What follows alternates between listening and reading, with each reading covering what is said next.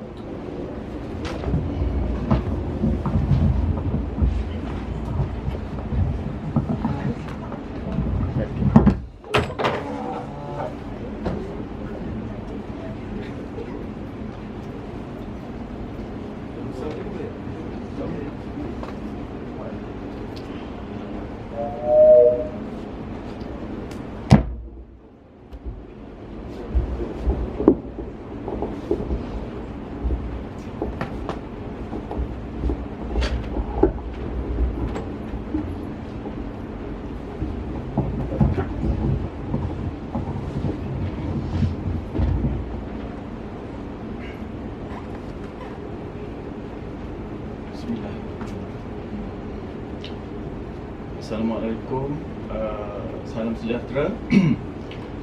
Terlebih dahulu terima kasih kepada Tuan Pengerusi Majlis. Kemudian terima kasih juga pihak AJK untuk cap anjung kerana menjemput saya untuk untuk menjemput saya hadir memberikan beberapa pengkongsian yang saya anggap panas juga selepas ni sebab dah lama sejuk ni kita bagi panas pada rakan-rakan seperjuangan saya dulu, Cik Din dan ramai pensyarah dan juga ex-student saya dulu, dan juga pelajar-pelajar yang kini yang saya anggap sebagai adik-adik Okey. apa tajuk yang kita nak bawa hari ni. Okey. Tajuknya ialah jati diri, asas untuk menghasilkan karya unggul. Karya unggul maknanya bukan sahaja kita menghasilkan karya seni berbentuk lukisan atau karya dua dimensi Karya seni ini termasuklah juga kalau kita melukis menulis dia juga, muzik karya seni, juga filem dalam karya seni. Apa lagi lebih luas daripada itu ialah cara kita berfikir adalah juga karya sebenarnya. Dia kita luahkan daripada apa yang ada di dalam fikiran kita dan kita luahkan menghasilkan idea ataupun pandangan yang bernas, yang luar biasa, begitu Jadi poin yang kita nak kemukakan di sini, bagaimana nak menghasilkan sesuatu yang sangat unggul, sangat bernas dan sangat luar biasa. Ataupun boleh juga kita katakan kita nak keluar dari stereotip. Okey, sama juga Ataupun kita biasa disebut dengan out of the box. Sama benda yang sama. Jadi poin ni besar sama ada kita, bukan maksudnya seni karya seni itu adalah karya yang betul-betul berbentuk karya. Ia juga melibatkan projek-projek yang kita nak lakukan, projek akhir, tugasan. Semua tu perlu kita hasilkan dengan baik dan jaya. Okey Saya nak mulakan dengan kita katakan jati diri jati diri. Jati diri kalau kita nak bukakan di sini ialah sebenarnya kita sebenarnya perlu mencari diri kita sendiri.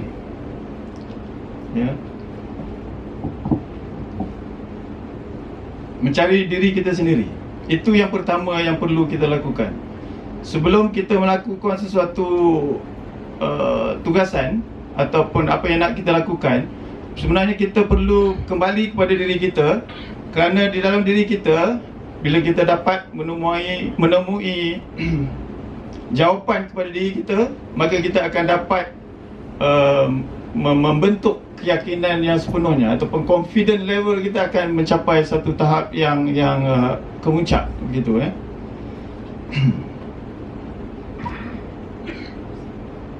Saya tak nak suasana ini menjadi tegang dan kaku begitu Jadi saya mulakan dengan berbalas pantun. Okey, saya mulakan dengan pantun. Kenapa pantun?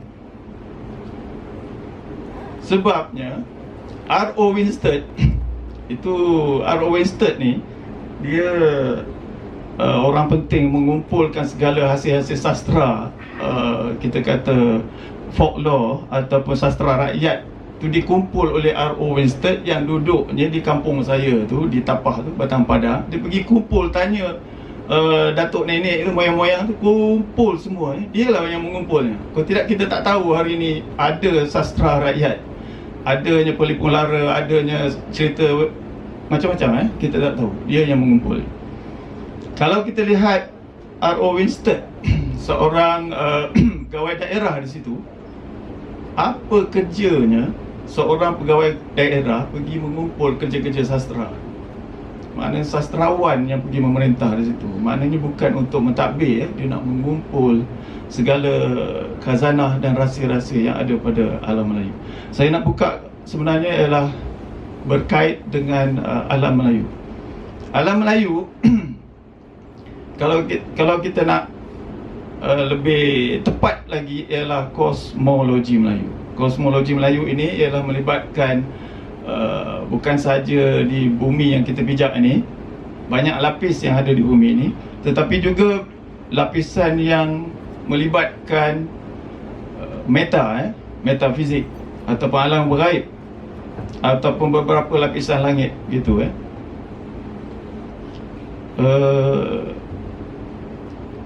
Mungkin suara ni agak bunyi pelik.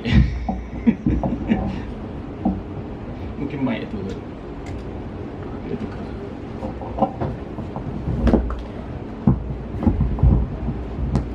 Saya bunyi pelik.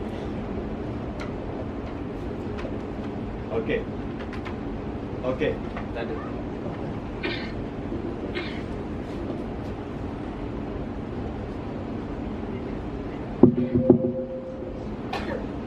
Okey, tuan-tuan tahu tak?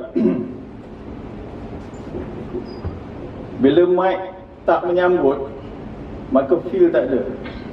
Jadi yang saya kata jati diri saya tu tak ada. Jadi maksudnya yang kita nak kongsikan, Kau ikutkan.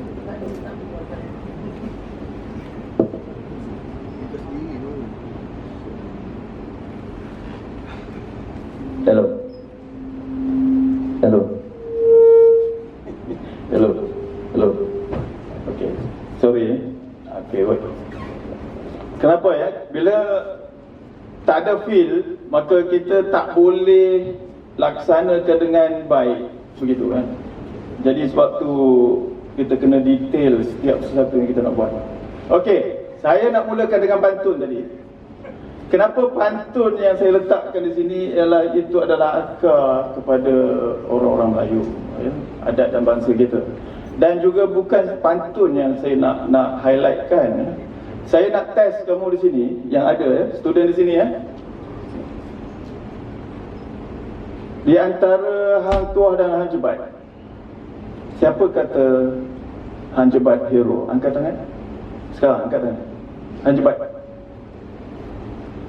Siapa kata Hang Tuah hero? Angkat tangan. Okey.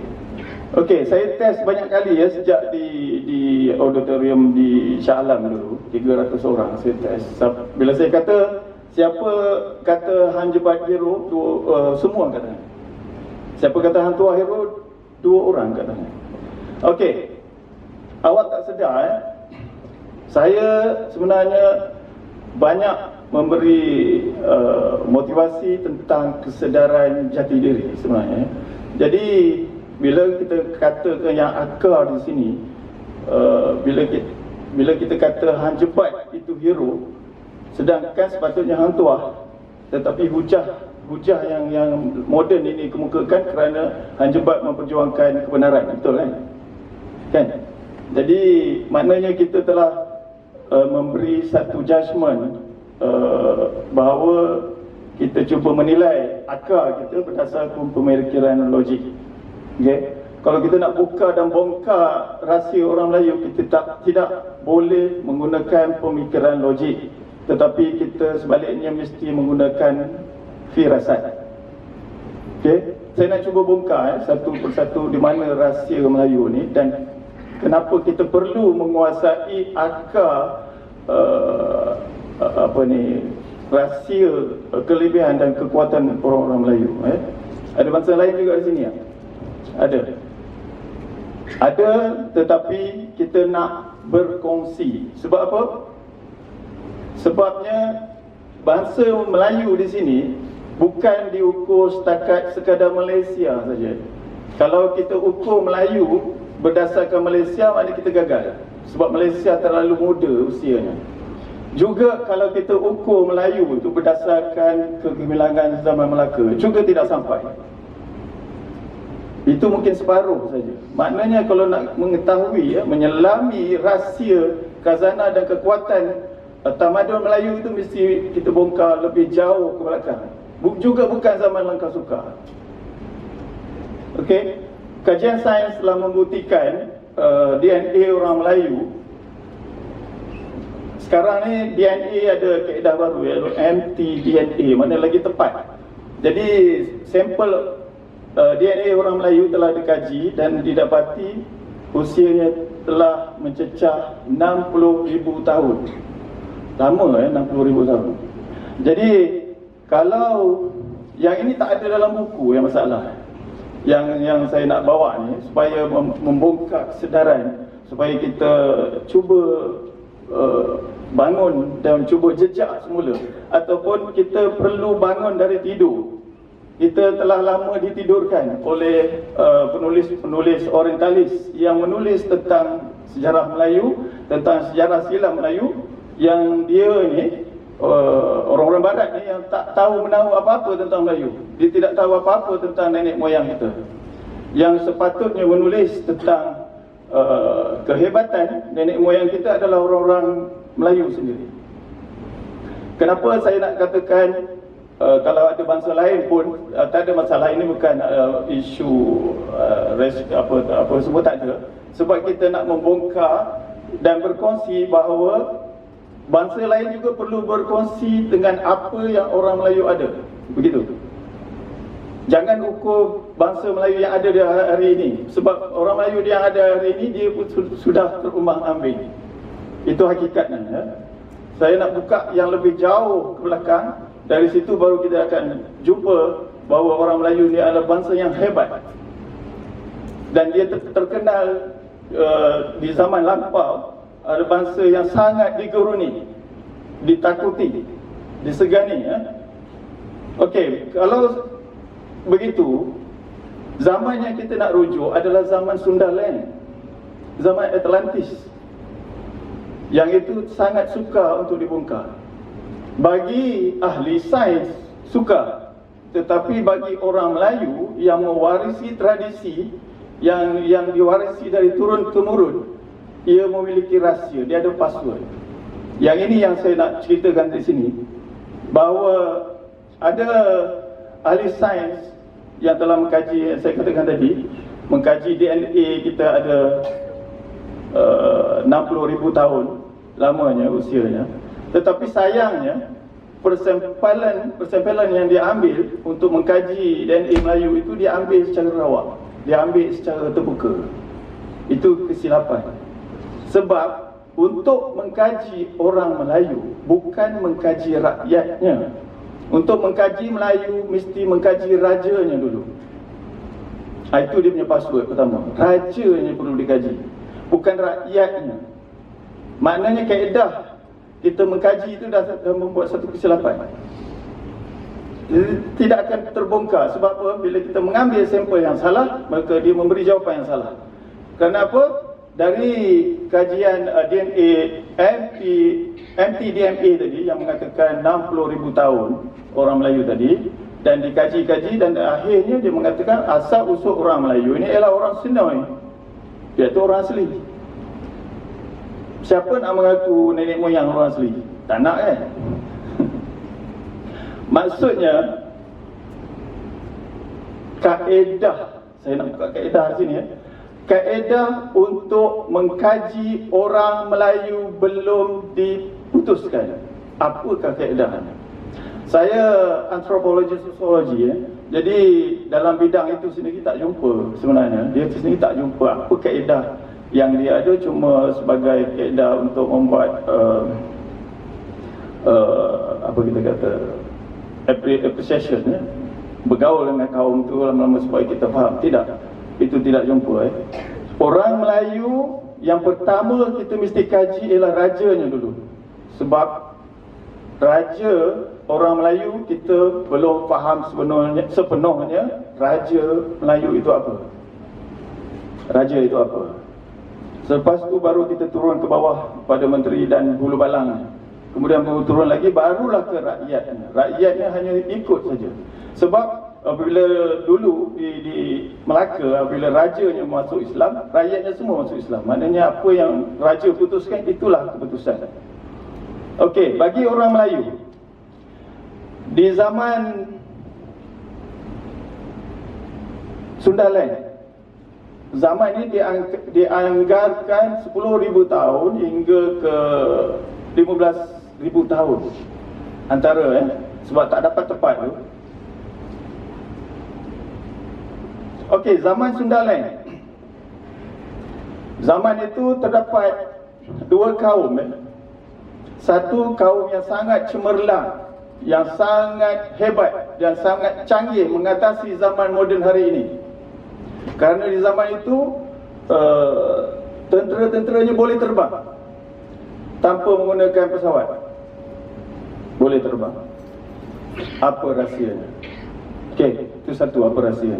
Yang kedua, golongan yang kedua ialah golongan pinggiran.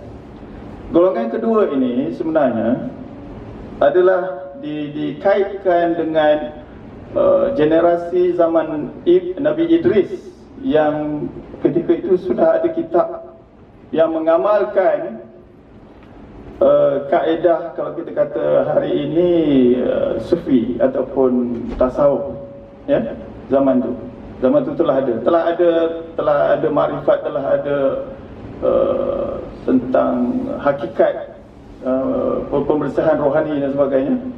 Dari zaman itu sudah ada, ya.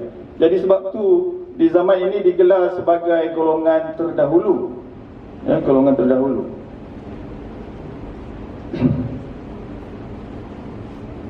Okey, golongan ini saya nak masuk.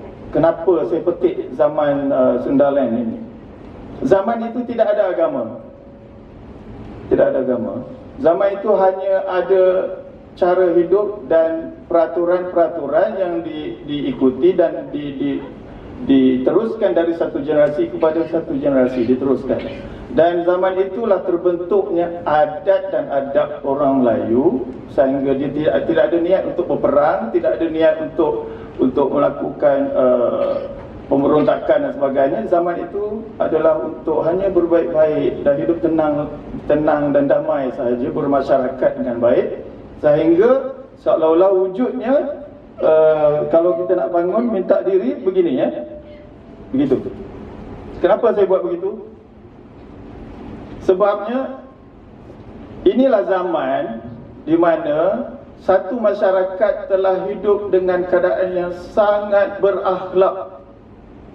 Zaman ini adalah zaman yang sangat berakhlak, sangat mulia, dan tak ada niat untuk berperang pun, berbuat baik saja. Tapi golongan ini golongan minoriti, tak ramai, orang yang baik memang tak ramai.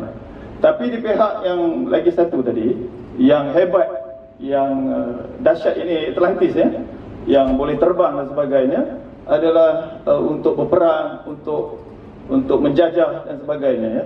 Sehingga kumpulan ini sebenarnya telah dilaknati, ya. Dan kumpulan inilah sebenarnya yang dijatuhkan hukuman sehingga bencana banjir besar tu, situlah zaman Nabi Nuh tu berlaku, ya.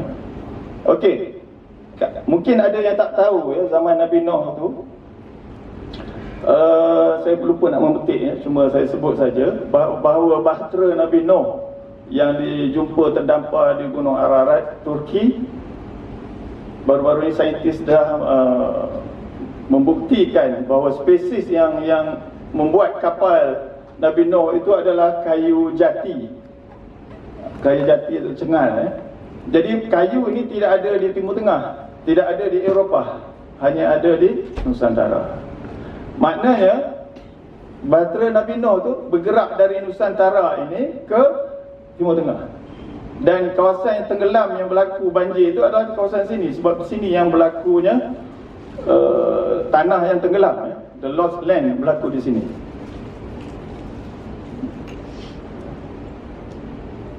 Okey. Kenapa saya nak petik zaman-zaman yang lama ni? Sebab di zaman itu tidak ada agama lagi. Kenapa tidak ada agama? Sebab mereka adalah berakhlak. Berakhlak bermakna dia dalam keadaan yang tidak jahil, ya. Dia maknanya berperaturan, ada sistem, ada masyarakat, keadaan masyarakat yang aman damai, tenang, harmoni, ya, hidup harmoni. Maknanya di situ tidak perlu pun agama wujud ketika itu, tidak perlu pun atau kitab untuk membawa mereka kepada kebenaran, sebab mereka sudah ada dalam keadaan yang hidup harmoni dan damai di situ, ya. Okey.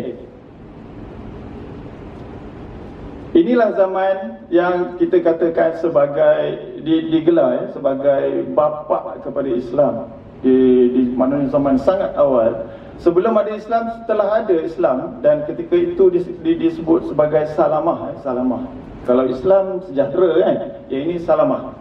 Maknanya dia tak melakukan apa yang Islam lakukan, tetapi kepercayaannya sangat mendalam, wataknya sangat mulia dan hidupnya sangat, kita katakan tadi, berakhlak. Okey, itu yang kumpulan yang sangat kecil. Kumpulan besar tadi adalah kumpulan yang kita katakan rakus, yang lupa diri, yang nak menjajah dan kita kata penjajah, watak-watak yang ganas, ya. Jadi kaum inilah yang dibinasakan, dan bila dibinasakan maka berlakulah terpisahnya Asia Tenggara ni, Malaysia, Sumatera, Jawa dan sebagainya. Okey, itu titik mula yang saya nak letakkan tadi, bahawa kita telah lama wujud cemerlang. Setelah lama wujud cemerlang. Di zaman-zaman yang dulu ni tak ada agama pun, tetapi mereka boleh hidup dengan sangat harmoni dan diberkati juga. Cuma kaum yang lagi satu tadi, yang lupa tadi, yang dibinasakan. Bila kita kembali kepada zaman hari ini, kita sebenarnya tercari-cari, terutamanya Malaysia, kita sebut saja Malaysia dah awal-awalnya akarnya tak sampai ke dalam. Sebab Malaysia tu usianya baru 60 lebih, maknanya akar dia tak, tunjang dia tak ke dalam. Jadi tunjang yang ke dalam yang mesti merujuk kepada Melayu yang asal, yang sangat, kita katakan, kita boleh puji, sangat baik dan sangat sempurna. Dan watak itu kita telah teruskan sehingga hari ini, watak orang Melayu. Jadi watak-watak yang mereka bawa itu adalah telah menjadi ikutan untuk dari satu generasi ke generasi, sehingga itulah adat, dan adat itulah seolah-olah agamanya. Sebab itulah kalau kita sebut pepatah kan, pantun, biar mati anak jangan mati adat. Kenapa? Sebab adat ketika itu adalah seolah-olah agama, maknanya itu kuat. Kalau hari ini lainnya keadaannya, ketika itu tidak ada agama, tapi adat itulah seolah-olah agamanya, dan tidak perlu diajar pun, dia diteruskan dari satu generasi ke generasi. Okey, untuk hari ini